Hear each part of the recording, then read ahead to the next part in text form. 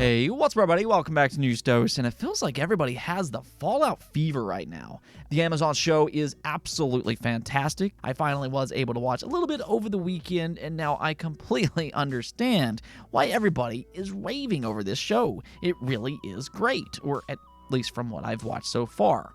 Now, I still have plenty to watch, but the thing is, it kind of gave me that itch to play it. And sure enough, a lot of other people are doing exactly that. Now, we talked a little bit about this last week, but Fallout 76 over the weekend broke a new record, plus Fallout 4 and New Vegas are also seeing their own resurgences as well. So Bethesda right now is absolutely killing it with the Fallout franchise, and according to a leak, it could actually get a whole lot better later this year with a possible new game.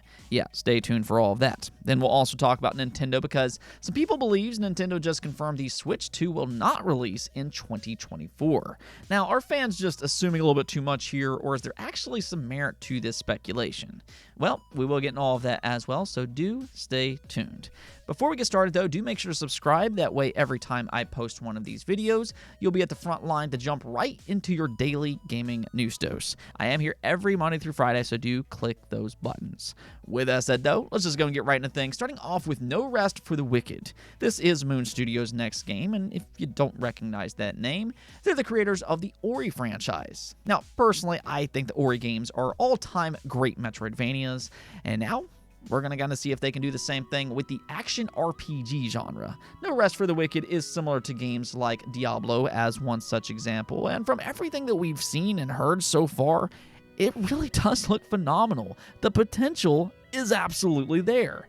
The art, once again, is amazing. The story sounds interesting. It kind of reminds me a little bit of Game of Thrones to a degree, and the gameplay as well. It just all sounds fantastic. So now we really just need to play it for ourselves, and luckily, we won't have to wait all that long. Its early access is officially set to launch later this week on April 18th. Now, the reason it's first launching into early access is because they claim it's their most ambitious game to date, which it very much does look to be the case, and they know that they'll need feedback to help them fine-tune it as much as possible. Unfortunately, though, there's no timetable for how long it'll be in early access, but they did confirm the 1.0 launch will be a significantly expanded version over the early access release. As far as I'm aware, the early access release is just the first chapter, so do kind of keep that in mind before jumping in. If you can't wait though, or if you just want to help them iron out the kinks, maybe go and give it a try here in a couple of days. I think this could actually be a very special game if it turns out to be as good as it looks, but I mean, I guess we'll see. Speaking of highly anticipated independent games, though, more movement for Hollow Knight Silksong was spotted online as an Australian rating went live on April 2nd.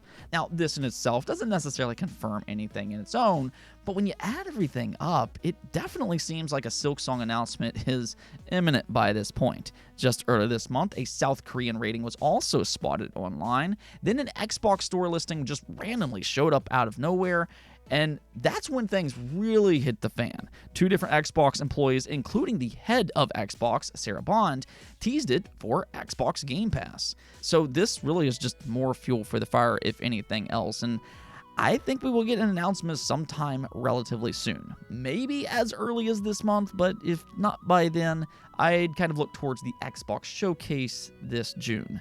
This is a big Game Pass release for them, so it would be a very exciting announcement for them at their showcase. Either which way, I mean, the wait is almost finally over. Thank goodness. Staying on topic of Xbox, though, let's go and talk about them, or more specifically, let's talk about Bethesda. The Fallout Amazon show launched last week, and fans are just going crazy over this launch. It's being lauded as one of the best video game adaptations ever made, if not the absolute best. And as I keep saying, this is a big thing for gaming because now all of that attention goes back towards the games. This really is the best kind of marketing as we've seen for other games like Cyberpunk 2077. And its resurgence was actually really interesting because what's special about its comeback is that Cyberpunk launched with a ton of well-publicized issues. So a lot of gamers just kind of walked away from it after launch, or at least until the popular Netflix Edgerunners anime. That reinvigorated interest in the game, and because CD Projekt Red spent a lot of time updating Cyberpunk 2077 up to that point, well, when players jumped back in, they realized this is surprisingly very good. Then suddenly word of mouth started to travel, a lot of people were buying it once again, and now today, Cyberpunk is viewed as one of the best open world games that you can buy. That is quite the turnaround story, and the reason I tell you all that is because Fallout 76 is kind of in the exact same situation as we speak. Over the weekend, Fallout 76 broke its own record for its highest concurrent peak ever on Steam. It reached 39,000 peak players, and much like Cyberpunk, fans are leaving surprised by just how much better it is than what it was when it first launched years and years ago. Fallout 76 has had a ton of major updates since then. The world feels much more alive with NPCs. There's a good story to be had there, and yes, even though this is an MMO technically, you can play this game completely solo if you want. It really is just a Fallout experience with a multiplayer adjacent to it. So Fallout 76 is back in 2024, and now suddenly it has a very bright future. You know, that's kind of crazy to think about. Fallout 76 was a laughingstock for such a long time. It damaged that Bethesda RPG brand. But this is almost like a fresh launch for Bethesda's once Fallout MMO. It's not just Fallout 76, though, that's having a resurgence. In fact, 3 different Fallout games are currently in the top 60 most played Steam games currently as of the recording of this video. Fallout 4 is actually currently number 12 with a 76,024 hour peak high. That is crazy for a single-player game that launched back in 2015. That should tell you everything that you want to know right there. Then Fallout New Vegas, which is even older, also sits comfortably at number 54 with 18,000 players. So the Fallout franchise is just firing on all cylinders right now, but that's also kind of the thing here. What if Bethesda had something new to share with the Fallout community? With all the buzz that it's currently getting, surely they would capitalize on all of its success. Well, they might actually have something big planned for maybe 2024. Now, last week, they announced a Fallout 4 update, which will include 60 FPS and 4K resolution for the PlayStation 5 and the Xbox Series. And hey, that's a very welcome update that I'm sure will get a lot of attention when it releases on April 25th. But there still might be something else happening here, one more update that could be even bigger, and that is for a Fallout 3 remaster. Now, some people are still currently unaware that this is the thing, so if you haven't already heard about this, is the perfect time to really just kind of, remind everybody that this actually leaked last year as a part of the FTC versus Microsoft trial. Several documents were accidentally published online, which included a leak for various planned Bethesda games. Now, this document is several years old, so it's hard to say how accurate all of this is, but an Oblivion and Fallout 3 Remaster were a part of that list. And at that time, Fallout 3 Remastered was planned for a 2024 release, which in retrospect does kind of make sense. This would pair beautifully with that Amazon Fallout show. Now, with all that said, though, we don't really know much else about these remasters. We don't know if they're just some simple updates with 60 FPS and 4K resolution, or if they're a little bit more hands-on. Are they a little bit more significant than just that? But if they do get big upgrades, a Fallout 3 remaster right now in the current landscape has the potential to be absolutely huge. It is a fan favorite after all, and with modern upgraded visuals, I imagine it would have a big time launch. Being a part of Xbox as well, it would also launch directly into Game Pass, and that would be big in itself. I guess we'll see soon enough, but that's all the more reason to look towards that Xbox showcase. Could they possibly reveal a Fallout 3 remaster then? Let me know what you all think about all of this, though. Would you be excited for a Fallout 3 remaster? And actually, how would you rank the Fallout games?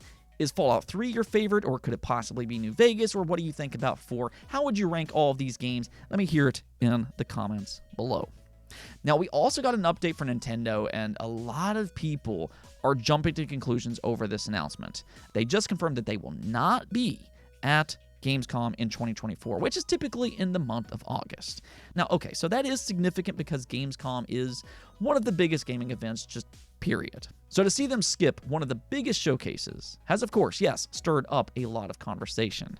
Does this confirm the Nintendo Switch successor will indeed miss 2024? That has been the rumor for a while after all, and reading between the lines here, you can kind of make the case that this does confirm that information. Now, the reason for all of that is because if Nintendo really is planning to release the Switch successor this year in 2024, Well, you would think Gamescom would be a great way for Nintendo to talk to other developers in person about it. In fact, a lot of the first Switch 2 leaks that came from last year was from Gamescom, when they supposedly revealed it to developers behind closed doors. They allegedly revealed things like Zelda Breath of the Wild running at a higher resolution and frame rate, and even the Unreal Engine 5 Matrix Awakens tech demo. So it would be bizarre for them to suddenly skip Gamescom just 1 year later, ahead of their heavily anticipated console launch, unless it's just not releasing this year, which personally, I don't think it is. Not necessarily because of these rumors, but just really from everything that we've heard. I do think the Switch is bound for 2025 by this point. Yes, that's unfortunate because I was really hoping it would be this year. I'm very excited for the Switch too, but there's just so much smoke by this point that it will release in 2025, so I think there might be some truth to those rumors. I think the bigger concern for me, though, really is just for their 2024 lineup. If the Switch 2 got delayed as rumored, then yeah, that would probably mean that games also got delayed as well to fit in with its launch later on. So if that's actually true, what exactly will they have for the second half of 2024? Could they maybe do some more HD re-releases? You know, Zelda, Wind Waker, and Twilight Princess, that's been rumored for years. Could they finally release those? There's also Metroid Prime 2 and 3. That's still very much needed before the eventual Metroid Prime 4, which I believe will be a Switch 2 launch game by this point. And then there's also the rumored F-Zero GX remaster. We've heard about that a few different times, so I mean, I guess they could release games like those to kind of tide people over. But as for brand new games, I feel like this could be a slower year for Nintendo, which is kind of weird to say just because I know they really tried to avoid that slow transition period that we so often see for consoles on their last year before its eventual successor comes in to ultimately replace it. But here we are, and it is starting to look like it could be a slow year for the Nintendo Switch as we wait for that eventual successor. Now, one last thing I want to talk about before I go, though, is Persona 4 Golden. This is my personal favorite entry in the Persona series, and it's easily in my top 5 favorite JRPGs ever made. It really is that good. And I mean, I understand that Persona 5 is the most popular in the series, but it's easily Persona 4 for me. Well, it sounds like more people will get a chance to see just how good it actually is, though, because according to Midori, she claims that it's getting a remake, but we will have to wait a while. From her wording, it doesn't sound like it's even remotely close to release, so it could still be a few years away. But even still, I do think that this is super exciting news, just assuming that it's true. I mean, at the end of the day, this is a rumor for the time being, but I think it makes a lot of sense. They already remade Persona 3. I believe they've had some success with that, so why not Persona 4 as well? Anyways, though, that's going to be it for this video, but let me know if you've jumped back into one of those Fallout games because of the show. Until next time, though, peace out.